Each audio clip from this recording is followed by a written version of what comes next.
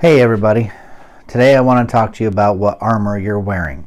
Are you wearing your godly armor, which is impenetrable by everything except for what God allows in, which is meant to sculpt you and meant to show you your gifts and the purpose He has for you?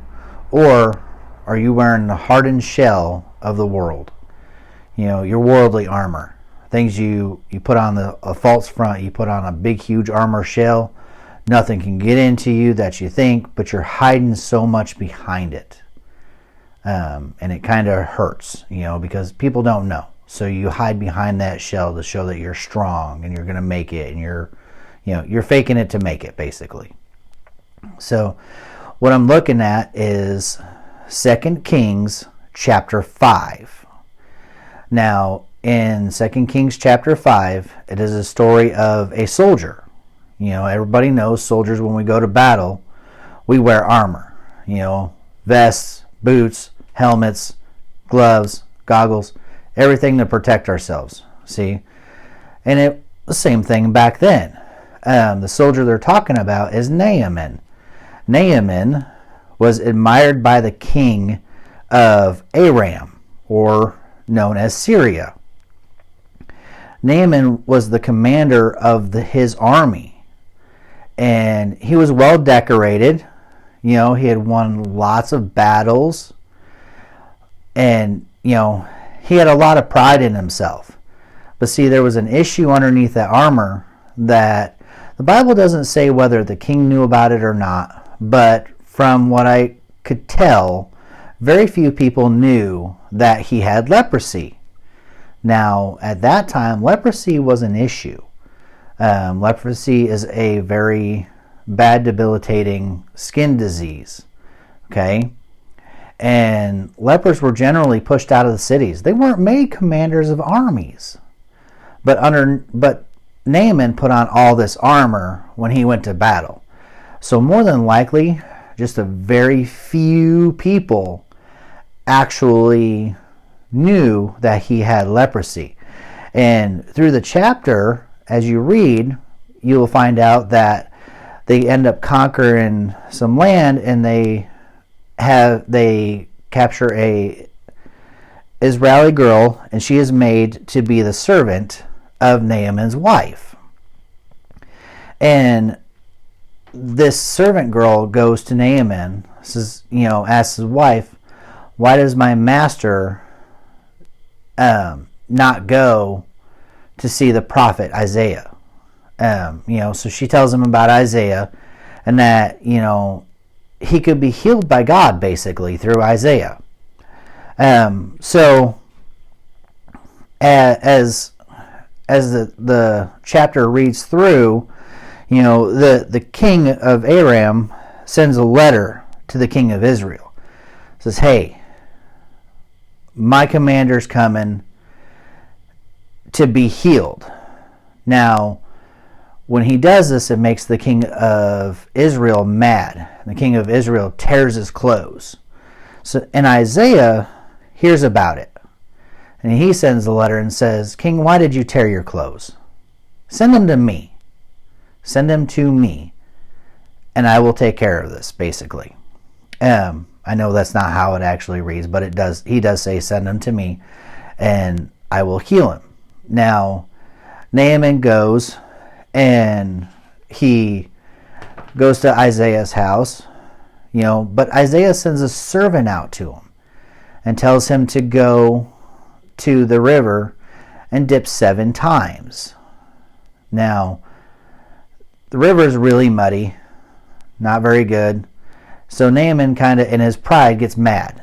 Why didn't Isaiah come to me himself? Why did he send a servant? His pride gets in the way. He's like, I could go back home, dip in these super clean rivers, and it should do the same thing, right? But Naaman gets challenged by depending on the version you read, one says servant, one says officer. He gets challenged, and he says, Naaman, if you were told to go do something heroic, you would have went and did it without being questioned. but you were told to go do something simple. Now put your faith in God and do what you were told, is the gist of what this challenge was. Guys like to be challenged to something massive because, hey, look at what I was able to accomplish. This big challenge, I was able to accomplish it. But when we put our pride away and we're told to go do something simple and we go and do it, it may not be as big of a deal, but to God it is a big deal because you put your faith in God. You trusted God. You did what He commanded you to do. And that's where, that's where I'm going to end kind of with the chapter. Naaman did. He went and dipped in I think it was the Jordan River. He went and dipped in it 7 times. On the 7th time when he come out, his skin was baby smooth. He went back to Isaiah. He tried to pay him. Isaiah said no. But Naaman asked for grounds. He asked for dirt from Israel. And the one thing that Naaman also changed, his whole attitude changed. Instead of being, very prideful because, hey, I'm a commander, I'm a big guy. He turned into asking Isaiah, said, could you please ask your God to forgive his servant, talking about himself, when I go into the temple and have to kneel because I have to be there with the king as his bodyguard. So I have to be there in that temple, and he's asking him to, ask your God to please forgive his servant. So he went from being a commander, big, huge army commander, to a servant of God. Now, to me, that is a huge transformation from one aspect to the other. You go from leading hundreds of thousands of troops, we'll say, to being a servant. That's a huge change in a person's life. A couple points that I want to, point out. One, Naaman was hiding his leprosy under his armor. So what I want to ask, what are you hiding underneath your armor? What are you hiding? What are you guys hiding underneath your armor? Is it fear? Is it anxiety? Is it depression? There's all sorts of things that we hide and we put on false fronts. And the bad thing, we also can hide behind our own pride and think too highly of ourselves, and so we get mad when things aren't followed. But is pride your armor, or your do you think very highly of yourself and everybody else is below you? Do you have a false front? Hey, look, I got it all together, but underneath you don't have anything together. You're falling apart. You're begging and hoping, praying, and for that friend to challenge you, like Naaman's servant or officer did.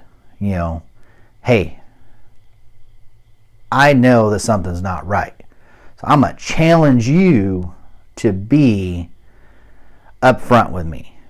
We're in a judgment-free zone. Let's communicate. I got a great friend that I can do that with. If I'm hurting and struggling, I can go to him instantly, and I know that he's got me and he's got God on his side too, and they're both going to help me out. Proverbs 16:18. Pride goes before destruction, and haughty spirit before a fall.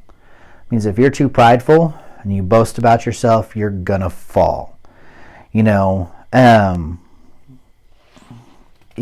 gotta be careful with too much pride, because that's going to cause you a lot of struggles, and it's going to cause you a lot of issues. But that's part of your worldly armor.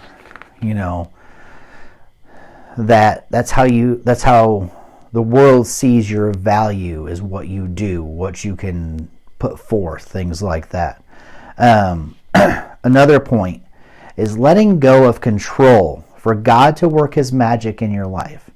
Now that is a scary statement right there. Letting go of control. Had Naaman done what he was going to do, went back home, dipped in the rivers back home, he would have never been cured. He had to let go of that control. Now, as a commander of the armies, I'm sure he was in control of a lot of things. What he said was done. What he wanted was done. No questions asked. Somebody who's been in the military, if you're given a direct order, you go and do it. You don't question it. You don't have any control over what you're told to do. You just do what you're told, basically. So the thing is, is, are you trusting in God? Are you giving up the control of your life and handing it over to God? I know, guys, that handing over control to anything is super scary. It doesn't matter for me how tired I am. If I'm in a vehicle, I want to be in control of that vehicle. It's not that I don't trust the other person driving. I want to be in control of where things are going. I want to be in control of where my life is heading. Doing this ministry stuff, guys, I've had to give up control of what I want. This is a ministry of servitude and followership, which is a word that I heard at a seminar one time was a followership. Somebody who's willing to follow. You have to be a better follower in order to be a leader. But to be a follower, what do you have to do? You have to give up control, right? You've got to put the control in somebody else's hands. And in this aspect, you have to put your control in God's hands. God's already seen the path for your life. He knows which path you need to head down to hit His purpose for His glory. We're not supposed to be living for our own glory, our own boasting, to make ourselves feel great and wonderful and amazing. I tell my wife, with this ministry, my normal side, I want to know that I helped one guy before I die. But I've given that all to God and said, God, if I'm not to help anybody, because that's what you say, then that's what it is. That's huge. I like to control different things. I like to fix stuff, and try to go down those paths, But I have to relinquish control, and I have to be a follower of God and follow where He's taking me and do it to the best of my abilities, which I hope that I am doing. If you look at Proverbs 3:5-6, it says, trust in the Lord with all your heart and lean not on your own understanding. In all your ways acknowledge Him, and He shall direct your path. Again, acknowledging God, putting your trust in God. Isaiah 12:2 and 26:4 both say, trust in the Lord, and He is my strength. So when you put your trust in the Lord, He's going to give you the strength to get through the storms, to push through any of the issues. His armor is going to be suffice for you. When you put His armor on, there's nothing that can get to you that He doesn't want to allow to get to you. But that is for your good and His glory. Because He's going to teach you a lot if you open up your eyes and you open up your ears and you open up your heart. He's going to teach you a lot through all of it. In Jeremiah 17:7, it said, blessed is the man who trusts in the Lord and whose hope is in the Lord. Now hear that last part. And whose hope is in the Lord. So your trust and your hope has to be in the Lord. That's putting your faith in Him again. Ephesians 6:10-20. Now I'm not going to go through every single verse, but it talks about putting on the whole armor of God. Now in Ephesians 6:10 through 20, it explains the armor of God, the chest plate, the helmet. I think there's shin pads and other stuff, and it explains how all of that works together. Because, guys, everywhere around us is a spiritual warfare. Everything is going on to try to take over your life. You know, I heard through the sermons of ISI, one of the speakers, you know, the devil's greatest tool is isolation. If he can isolate a man, he wins a man's heart. But if you put the armor of God on and you have Jesus with you, and he can't take your heart. He can't get to you. He cannot do anything to harm you. You know, so I want you guys to think about, what armor are you wearing? What are you hiding behind that armor? You know, are you just hiding behind your hardened shell? You know, go out every day, I'm going to get everything done, I'm going to conquer the world, and it's all going to be about me. Me. You know, or are you going to put on God's armor? You know, as you're being attacked throughout the days, throughout the years, throughout your lifespan, you know, things that are going wrong, situations that happen. You know, do you have that God's armor that says, devil, you can throw whatever you want at me. It's not getting me. I'm safe. I'm good. You know, God loves me. God's got me. He's going to strengthen me. He's going to support me. And he's going to carry me through every situation. As long as I keep my focus on God, I give him the control, and I keep my hope and faith in him. Then we're good. There's nothing you can do to me, devil, that I can't walk through. You know, the refining fires, they hurt, guys. They hurt. But there's glory at the end, at the other end of that fire. And you never know what the purpose of that fire is if you keep control and stop God from working his magic in your life. So, again, I want to ask you, what armor are you hiding behind? And I want you to think about that and ponder, what armor do you carry? You know, what weapons do you have in your arsenal? You know, what are you hiding behind your worldly shell? Or do you have your godly shell on that is protecting you every day? You know, also, guys, you got to give up control. You got to put your faith in Jesus, and you've got to give him control, and you've got to be a follower, and you've got to do your best to follow him. You know, if you're prideful like Naaman was to begin with, and you drop your pride and you go through that same transition, you know, and you have that great Christian friend that says, hey, back it up a little bit, you know, you got to be careful. That will definitely help. You know, you've got to have that support. You've got to have that. You got to have that guy to challenge you. You know, guys need a couple of guys to challenge them. Ladies, you need some ladies to challenge you too. But you got to have faithful friends. You've got to have somebody who loves you no matter what to challenge you, where you feel safe and you know they're going to give it to you straight.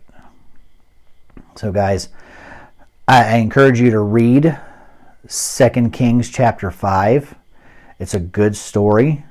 There's a lot of teaching from it. You know, towards the end, there's greed in that story too, towards the end. So it is a great chapter. I hope you guys pick up your Bibles and read them. And again, you know, I hope that these videos are helping. I hope somebody is out there that needs to hear this story, needs to read this story, and I hope that God has spoke well through me to reiterate the message that he needs somebody to hear. So again, guys, I love y'all. Please keep listening, and spread these videos around. Thank you.